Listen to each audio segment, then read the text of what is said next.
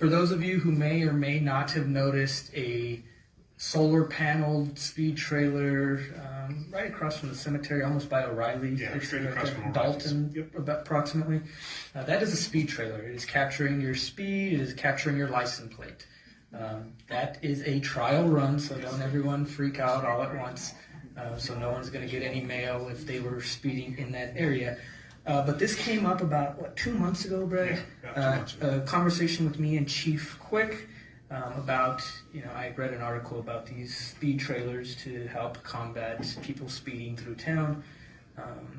Thanks to Mrs. Hinkhouse, she got with a couple of companies, reached out, and we got, the speed trailer down here.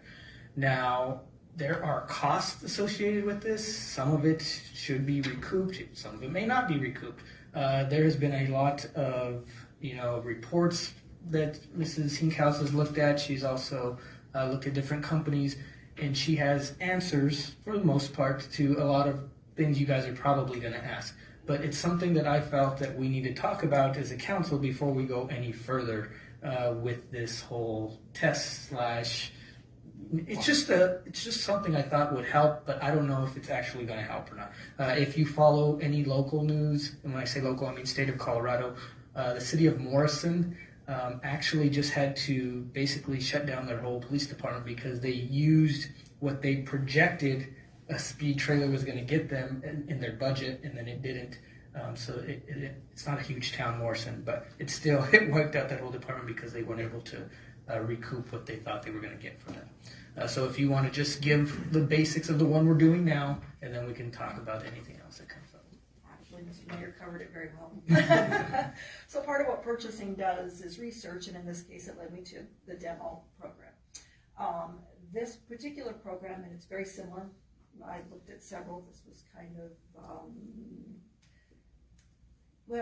the one that I think made it maybe easiest is the term for us to proceed and get the data from.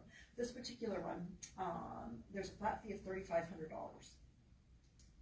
Now, with that fee, you would get data assessment and citation management.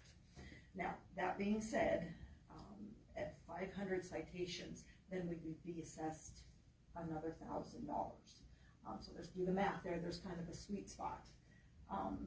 If you were anything over the 3,500, you would recoup basically, because any citations you would actually collect from could go to your flat fee, and then anything above that you could keep, if you will. But you go over 500 citations, and then you're assessed another